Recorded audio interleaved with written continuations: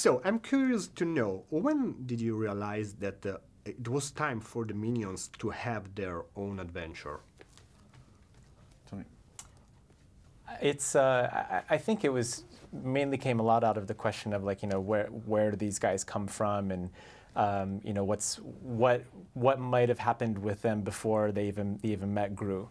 You know, what is it that they want, and what is it that, you know, what's their main origin, you know? Yeah, and in the middle of Despicable Me 2, the movie, we were pitched actually an idea from Brian Lynch, the future scriptwriter of this movie, the idea that all mainly revolved around VillainCon. Like, what about if you know, in the 60s, for some reason, we had this convention, this parallel world to ours. Like, you'd have VillainCon, you'd have Comic-Con, but then at the same time, like somewhere else, you'd have a VillainCon.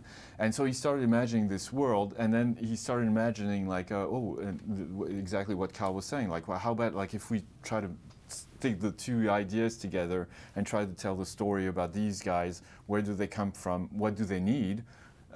Like, they've been around forever, trying to follow or serve the most evil master of their time. And what if in the 60s they come up and try to search for, you know, what's eventually is going to be Scarlet?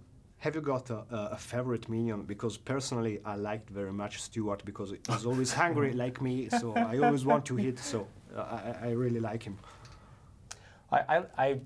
You know, I like all three just because they each embody like a different characteristic. You know, Kevin is sort of, you know, he sees himself as responsible for the tribe, and he's kind of the hero of the gang.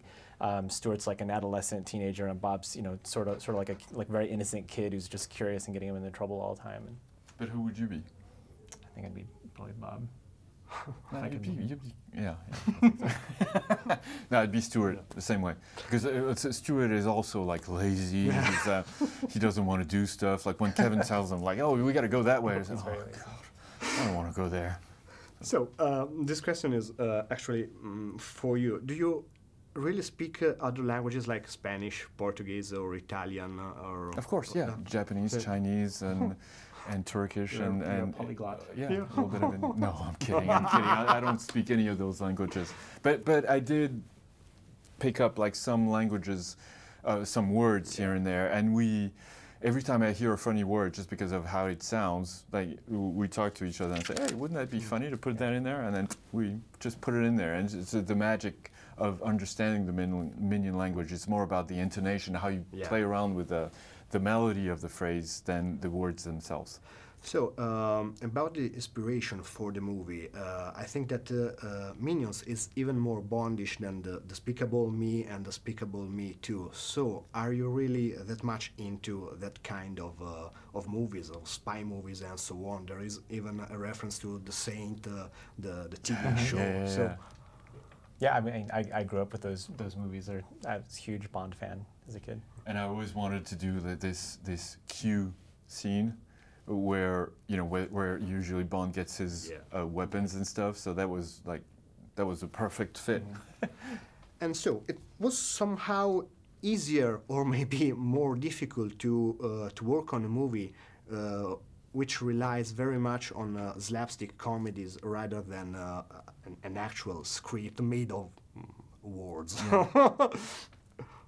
Well, I think you know, at the base there's definitely a narrative storyline that the Minions are going through, and you know, they have a mission that they have to do. So a lot of the things that they say and do is just like any live action or human character would be, but the fact that they're Minions, you know, and the sort of comedy that surrounds them and the things that they do, that sort of resulted in a lot of the slapstick. And comedy is never easy. It feels like it's easy and light, but it never is. Well, everyone, well, not really anyone knows that, but it is true that the simplest thing is humor, but getting there for the clarity and all is very complicated.